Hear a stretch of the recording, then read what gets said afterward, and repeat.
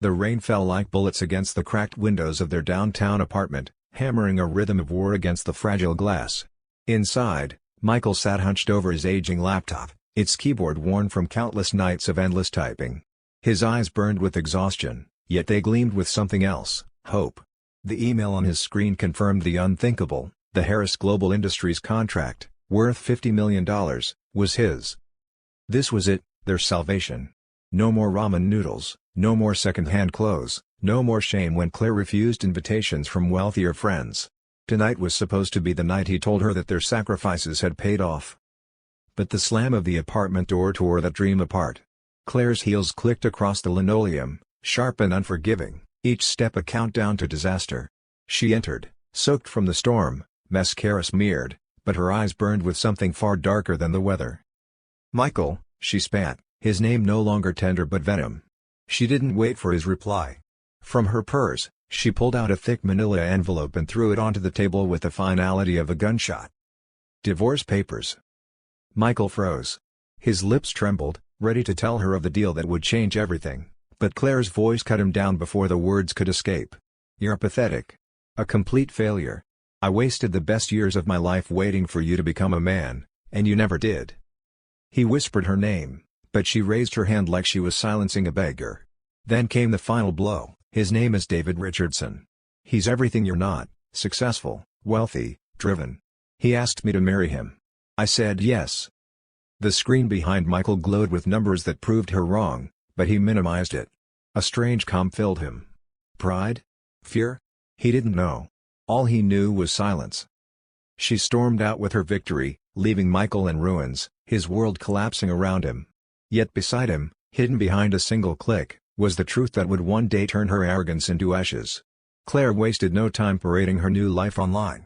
Within days, her social media glittered with pictures of Paris vacations, sparkling diamonds, and dinners that cost more than their old rent. Her followers cheered her upgrade, but Michael knew better.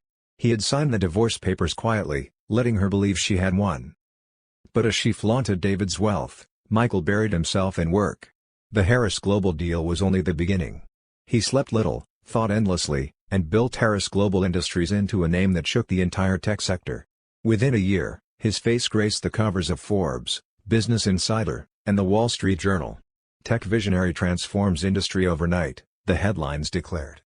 Richardson Holdings, the empire of Claire's new husband, began to feel the heat. Their stocks dipped as Michael's software disrupted everything they had built. Investors whispered. Board members argued. Michael, once branded a failure, was now a titan. Yet he remained single, his heart scoured. Success replaced love, silence replaced vengeance. Until one day, an ivory envelope embossed with gold landed on his desk. "Claire Richardson cordially invites you to her wedding." And inside, a note written in her cruel hand: "No hard feelings, Michael. Come see what a real wedding looks like. Maybe you'll learn something about success." Michael's lips curved into the faintest of smiles. She had no idea. The Grand Metropolitan Cathedral glistened like a palace. Marble floors, golden chandeliers, and an orchestra filled the air with symphonies of triumph. 500 guests gathered, the city's elite waiting to witness the union of David Richardson and his glittering bride. Claire, draped in a gown worth more than most people's salaries, beamed with pride. Today wasn't just a wedding, it was her declaration of victory over the man she'd abandoned. She would prove to the world that she had traded up. But outside, a convoy of black SUVs rolled to a stop. Doors opened with military precision. Bodyguards in tailored suits fanned out, scanning the crowd. And then he emerged. Michael Harris. No longer the broken man she had discarded. He walked with the calm authority of a king. His Italian leather shoes struck the marble steps, his tailored suit caught the light, and his presence silenced the crowd. Cameras flashed, guests whispered, and the MC announced his arrival. "Ladies and gentlemen, please welcome Mr. Michael Harris, CEO of Harris Global Industries." Inside, David's smile faltered. The board of Richardson Holdings exchanged uneasy glances. They knew Michael's empire was eating theirs alive. Claire, in her bridal suite, turned pale. Her hands trembled as she peered out the window. It wasn't possible. The man she had called a failure now commanded more respect than her husband-to-be. And as Michael signed the guest book with quiet confidence, Claire realized this was no accident. This was his arrival, not to celebrate her, but to show her everything she had lost. The ceremony passed in a haze. David stumbled through his vows, distracted by Michael's calm gaze from the pews. Claire's voice wavered, her once perfect confidence shattered by the weight of her ex-husband's silent presence. The guests gossiped, and photographers chased Michael more than the bride and groom. At the reception, the disaster grew worse.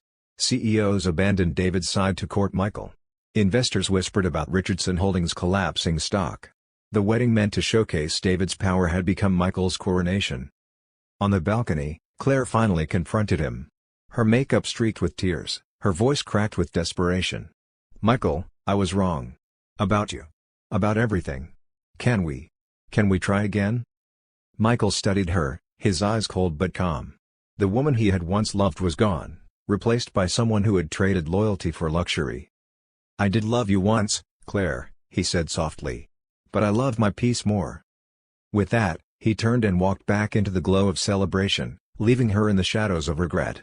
The woman who had abandoned a dreamer for riches was left watching as the dreamer became a king.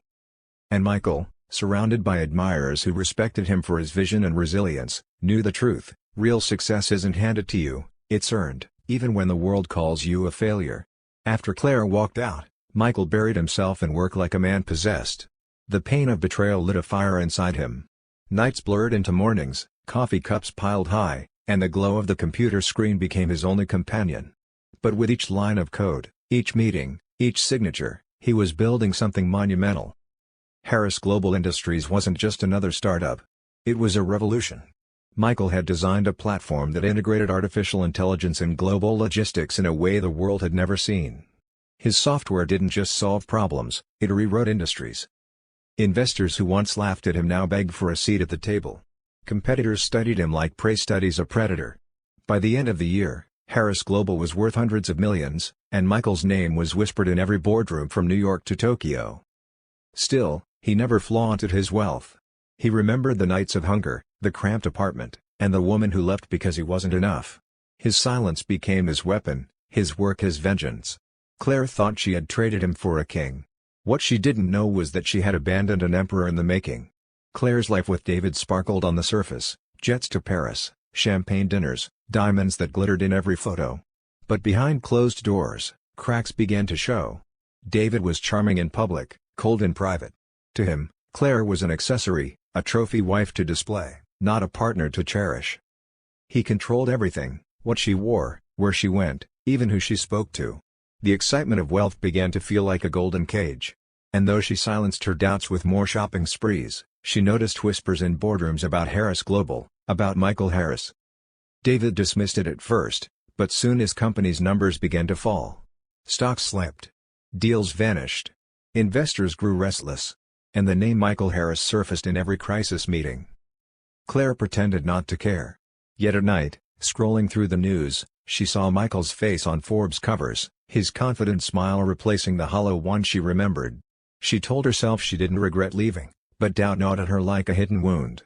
It was David's idea to host the wedding in grand style, a spectacle of wealth and power that would remind everyone Richardson Holdings was still strong. The Grand Metropolitan Cathedral was reserved, 500 guests invited, and every detail planned to perfection. Claire insisted on sending Michael an invitation.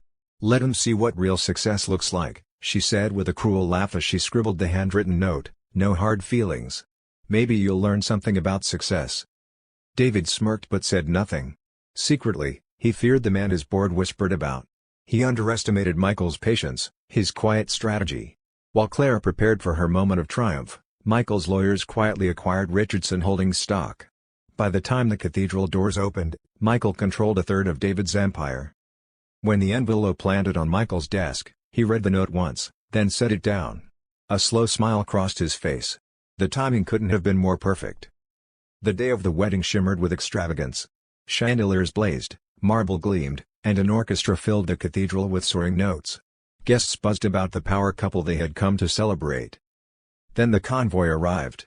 Black SUVs rolled up like a presidential motorcade. Security stepped out first, scanning the crowd. Then came Michael. Gone was the man in second-hand suits. He stepped onto the red carpet in tailored Italian wool, a platinum watch catching the sun, his every movement commanding attention. Camera flashes erupted.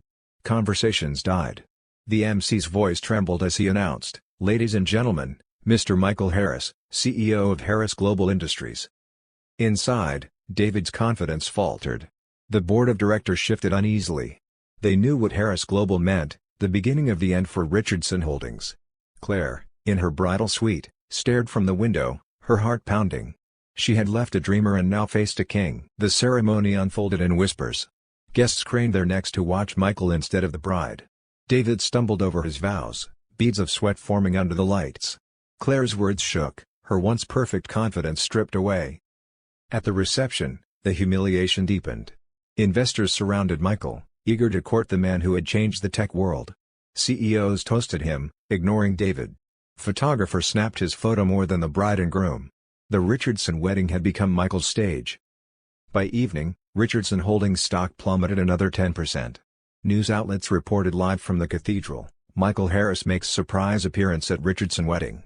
Social media erupted with comparisons, memes, and hashtags that made David the punchline.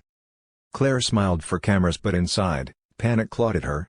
This was supposed to be her victory lap, but Michael had stolen the show without saying a word.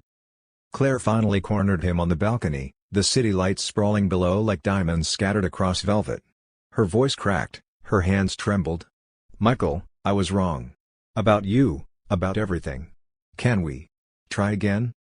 Michael studied her, his eyes calm but unreadable. He remembered the rain, the apartment, the night she threw his dreams in his face. She hadn't left because he failed, she left because she couldn't see the man he was becoming. "I did love you once, Claire," he said at last, his voice steady. "But I love my peace more." With that, he walked past her, back into the glow of his admirers. Claire remained alone on the balcony, tears smudging her perfect makeup, the weight of regret pressing down like chains. Inside, the man she had abandoned commanded the room like a king, while her new husband's empire crumbled beneath his feet. The woman who had traded loyalty for luxury finally understood, real success isn't stolen or borrowed. It's earned, and once lost, some second chances never come back.